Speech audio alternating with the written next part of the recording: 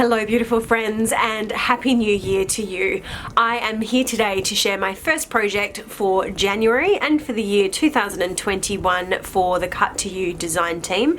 Now I do apologise for my voice. I am suffering from a bit of a nasty summer cold.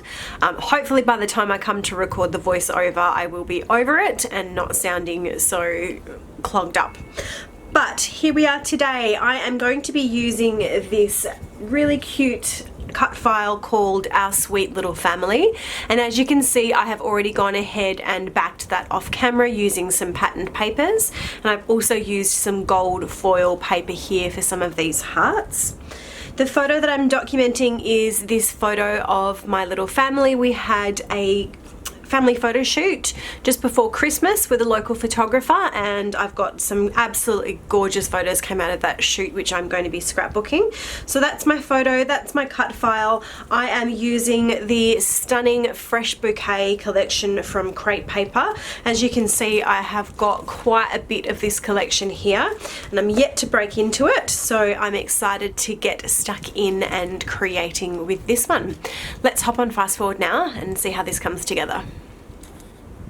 Okay, so to begin with, off camera I have matted my white cardstock background onto one of the pink pattern papers from the collection and run that around my sewing machine to add a stitched border. I've also selected I think 3, maybe 4 pattern papers from the paper pad, and I'm going to use those to mat my photo. Now I do keep this layout quite simple and clean, and I think that's reflected in the fact that this is a relatively short and sweet video for me. It's only about 10 minutes, which is pretty short for my process videos, but I did want to keep it quite simple, and I knew that I wanted to create a little bit of a diagonal design moving from the top left of the page down to the bottom right. So when I'm adding some layers to the back of my photo here, I'm adding a little bit of extra visual interest by offsetting those layers. And you may notice if you're keen-eyed that when I'm adding them to the back of my photo, I am pushing them slightly over to the right hand side of the photo. And the reason for that is that I'm going to have that cut file just slightly overlapping the photo on the left. So if I was to put all of my layers centered to the photo, some of that would be lost and covered up once I pop my cut file over the top of it, which is what you can see here now. So that's why I've layered everything over to the right of the photo, and I've added some doily just for some extra texture and softness there. Now I played around, you've just watched me play around with the placement for these elements, and in hindsight I do wish I'd brought them down on the page a little bit more, because once I'm finished I did plan on a diagonal design, but it's kind of a little unbalanced, a little bit top heavy.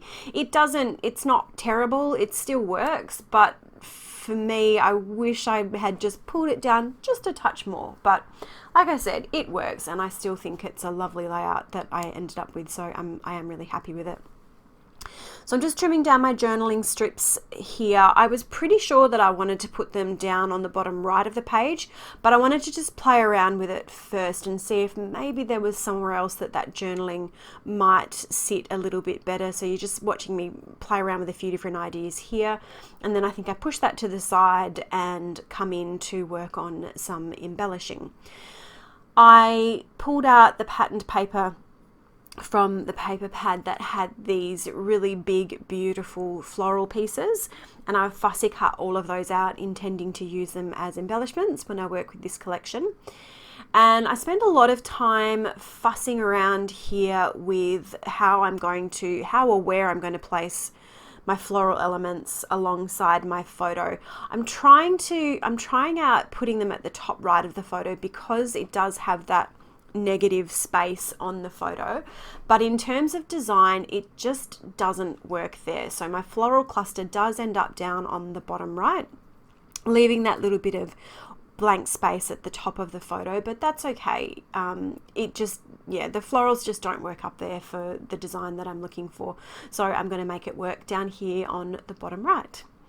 I also fussy cut that little sweet little bird out from one of the cut apart sheets, and now I'm playing around with some of the other embellishments that I had pulled out from the chipboard sheet and the sticker sheet, and I have a couple of thickers there, but they don't make it onto the layout. They just didn't really work. So you can see now that I am starting to build that diagonal design, starting at the top right and moving down here to the bottom, starting at the top left and moving down here to the bottom right. I had a fussy cut butterfly which came from one of the cut apart sheets, and I popped that up at the top right just to connect the pieces of the cut file to that little tiny little embellishment cluster that I've created up on the top. And then I am replicating that little floral corner down here on the bottom right, and using some foam elements behind my florals just to add some dimension to the foliage and the outline pieces. It just really helps to add a little bit of visual interest, to not have everything sitting flat and flush on the page. This little pink happy together piece was from the chipboard sheet, and I have pulled a couple of layers from the back of it because these chipboard sheets really are very, very thick, and I didn't want it to be quite that thick. So I pulled a couple of layers off and then stuck it down with my wet adhesive. And now I'm going to create just a really simple little cluster here to the left of my photo. So I've got that big floral, and I'm adding some foam to the outside where it's going to be sitting, because the layers behind my photo have added just a little bit of dimension to it. So adding this foam to the outside of the floral will help it to sit nicely on the page. And that's going to get stuck down there with a little bit of extra wet adhesive for the piece that's touching the photo. Now I'm going to stick my journaling strips down. It was just a really simple journaling, a couple of sentences and then the date. So this was a photo that we had taken at a photo session just before the start of December, little family photo shoot. And I've got some really gorgeous photos that came out of this. I used that little chipboard heart, which also came from the chipboard sheet there, just between the journaling and the date for a little bit of extra interest, and also to tie it in with that chipboard piece that's in the top right cluster. Now I've got this sweet little pink birdie, and I'm popping him over the top of that flower, and a sticker that says "Remember this" from the sticker sheet. A couple of other little floral stickers which I'm going to tuck in and around in, I think actually I only put the one in that little cluster there to the side of the photo. So I toyed with the idea of where to put the butterfly, but I did pop it in here again just to add that directional movement to the page. And this little floral piece, wasn't quite sure where I wanted to put this one either, and I played around with a few different spots, but I do believe I tuck it into that floral cluster there just to fill in some of the white space that's sitting there.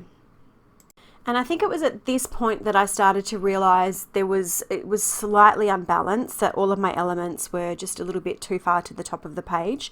So I did try to play with a few extra embellishments and just see if I could fill in some of that space. And I think I add another floral layered into this little cluster here, just to build it up and to give a little bit more interest and dimension to that cluster. But that's it in terms of the ephemera and embellishment pieces that I add.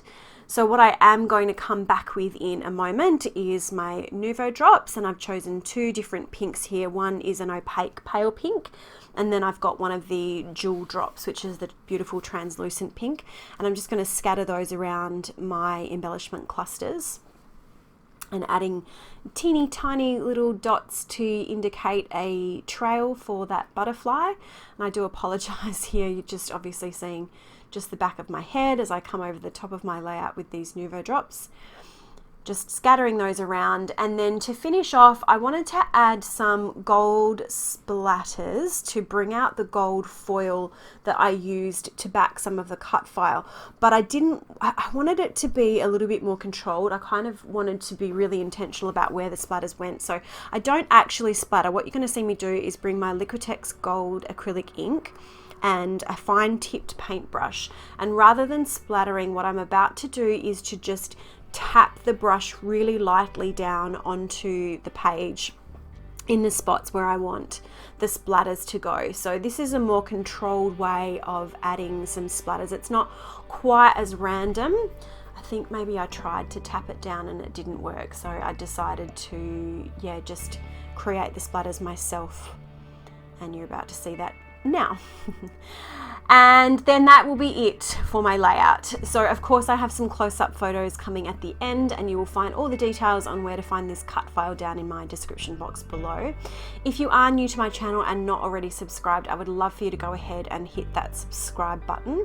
If you have enjoyed this video, giving me a thumbs up really helps me to build my channel, and of course I welcome every comment, and I do make the effort to respond to everybody who takes the time to comment on my videos.